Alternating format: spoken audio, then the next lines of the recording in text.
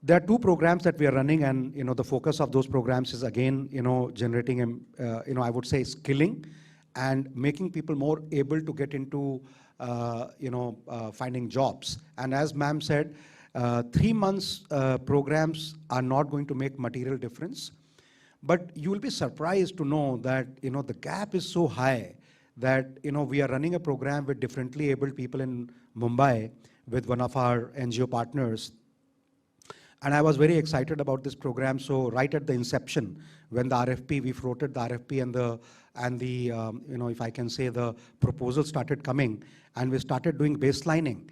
I was surprised to see that in any kind of employment, employability program, you will find that the impact assessment parameters could be percentage of people placed, percentage of people. You do the baselining on the skills, and then you start doing baselining on after running a program for 3 months, what kind of impact has been created. You do like a pre and post kind of assessment to say whether the skills are being absorbed by the people who are in the experiment group, as they call it.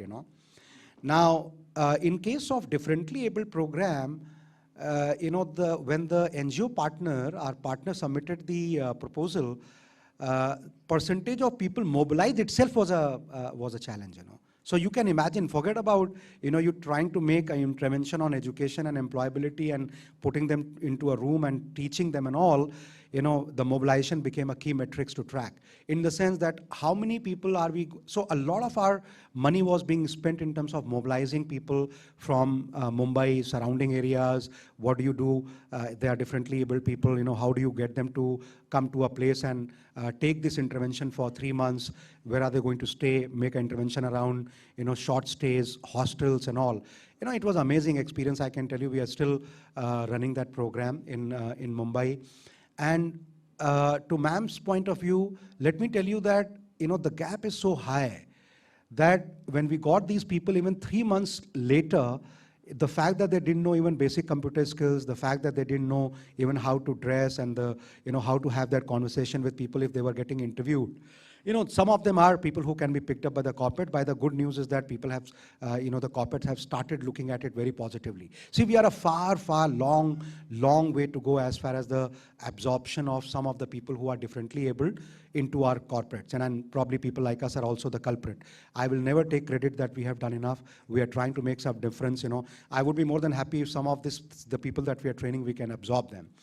But the point, in summary, the point that I want to make is that even a 3 months intervention for certain groups can make a huge difference. It's not that you can, get them, employed in all kind of industries and all kind of jobs, but you make them confident. You make them learn skills which are very, very basic skills. For example, making a presentation, making a Word document, teaching them basic Excel skills, teaching the basic conversational skills.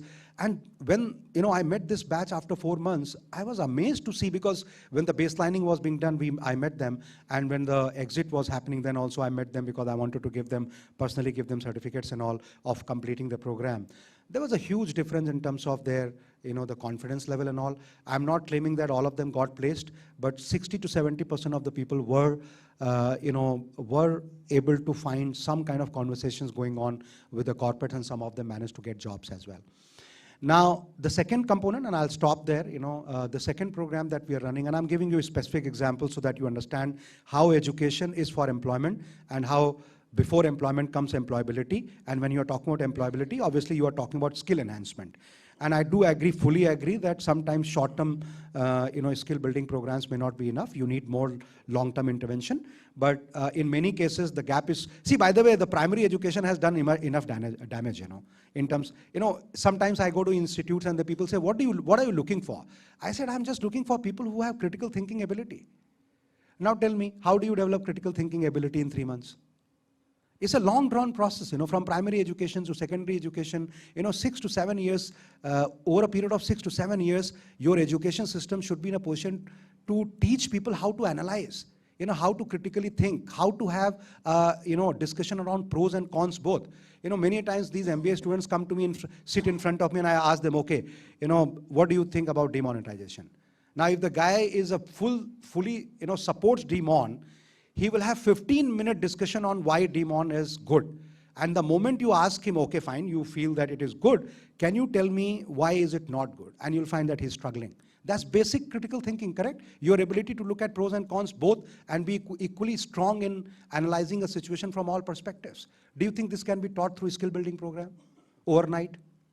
So, I would acknowledge that, that a lot of damage in our education system gets done at primary level, education level. And if that was not the case, it was not possible that education and industria, these, bridging the gap programs are not, would not be happening every day. You just go and Google, I'm sure you'll find somebody somewhere in India is talking about how to bridge the gap. You can't bridge the gap unless you start making intervention at the primary education level and the secondary education level, because the basic skills which the industry needs are actually very, very minimal. We need critical thinking, good communication skills, your ability to structure thought, and then, I can teach you knowledge. Knowledge is very simple. I can teach you the difference between debt and equities. That's very simple.